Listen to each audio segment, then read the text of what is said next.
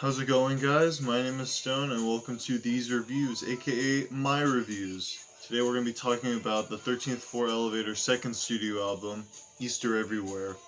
This would follow up their very influential and groundbreaking debut album with a more consistent sound to their music, or more distinct sound, better yet said, while also keeping the tracks consistently strong throughout its entire runtime.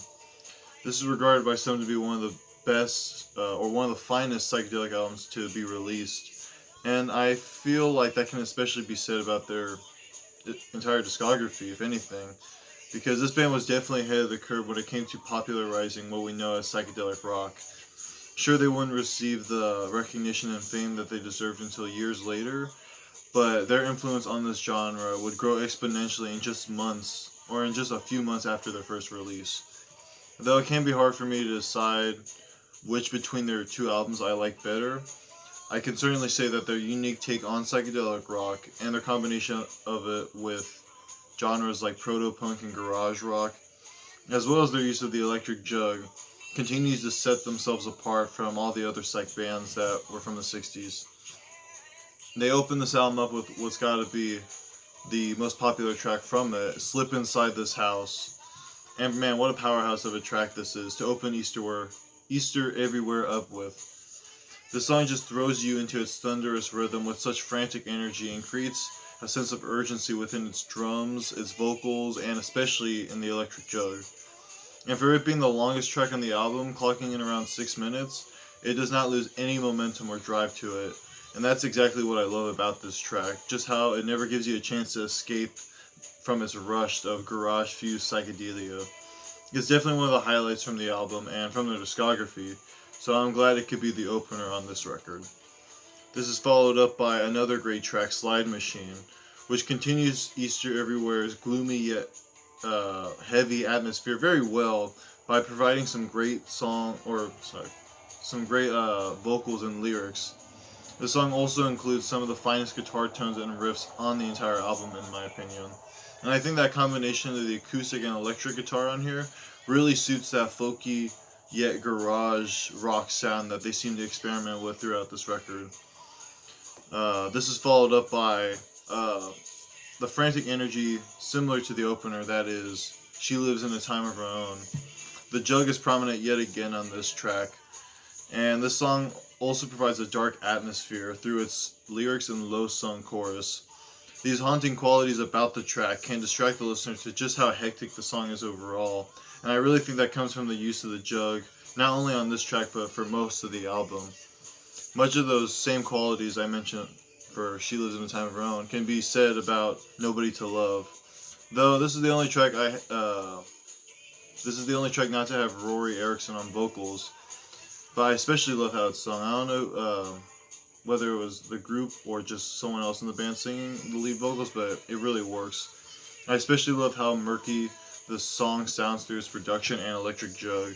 And while I would say that these two tracks I mentioned share a similar music structure and don't necessarily stand out compared to everything else on the album, they are still there's still some great rockers that keep side one of this album very strong in my opinion. And whenever I listen to this album, I never want to skip them.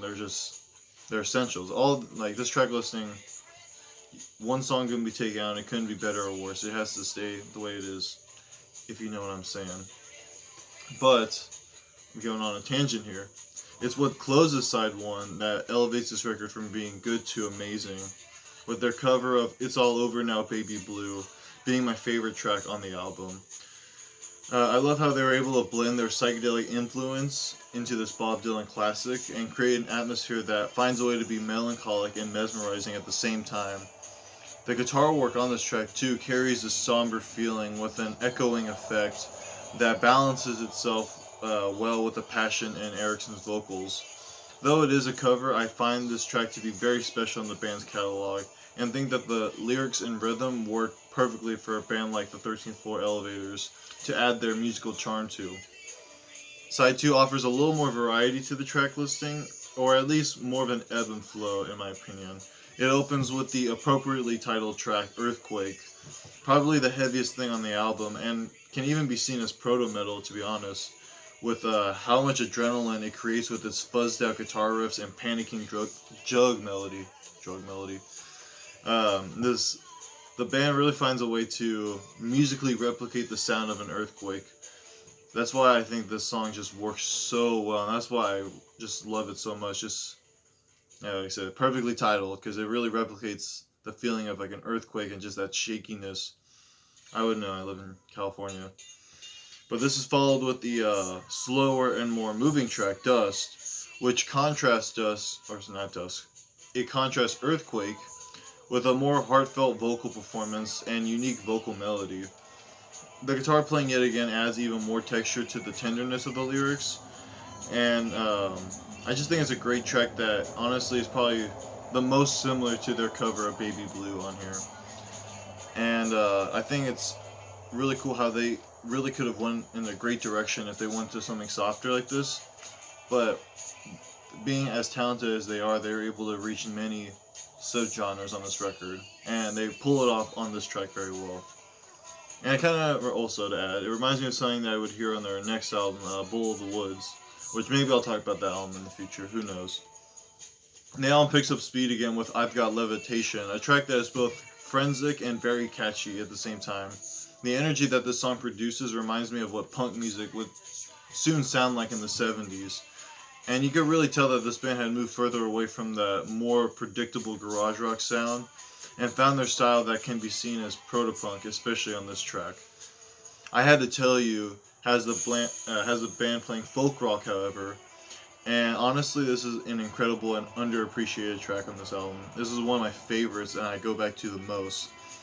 The emotion that can be felt in Ericsson's vocals helped develop a sense of melancholy that the rest of the instrumentation enforces subtly but perfectly through moments like the harmonica solo and the use of backing vocals, or double backing vocals, I think. The song just shows how much variety, like mentioned with I've Got Levitation, how much variety the 13th Floor Elevator's music can have and still be fantastic, all in one nice record. The album closes on another personal favorite of mine, however, which is Posture's Leave Your Body Behind. Now, I love the song's rhythm, or how I love how the song never loses its rhythm, like Slip Inside This House. Yeah, I find the song to be much more melodic and relaxing compared to the opener, which I'd say makes it the most psychedelic track on side 2. I feel like side 2 isn't all that psychedelic, it's more just like rockin' tracks or more heartfelt tracks, but this one really, with it being 6 minutes long, it really gives you much room to breathe, and with its lingering guitar riffs, subtle use of the electric jug, and the backing vocals coming in again, really form an atmosphere that seems to just drift into your mind. Like, the song really just kind of passes when you're not paying attention to it, but it's really good. Like, it's a really catchy song. So, just don't let it slip, I suppose. No pun intended. Now, although Easter Everywhere doesn't really see the band indulging in their psychedelic qualities as much as their first album, it definitely shows them maturing as musicians and as songwriters, and continues to separate them, and they would continue to separate themselves from the many psych bands that would follow their path, and leave behind a very short yet very strong discography behind. In time, I'll definitely review their first release, because the 13th Floor Elevators were a huge influence when it came to creating rock music that would enhance your drug experience or your psychedelic trip. And their interpretation of what we know now as psychedelic rock would continue to resonate in many genres, though I will admit that I'm glad the electric jug didn't stay in the genre, because I think that could only go so far.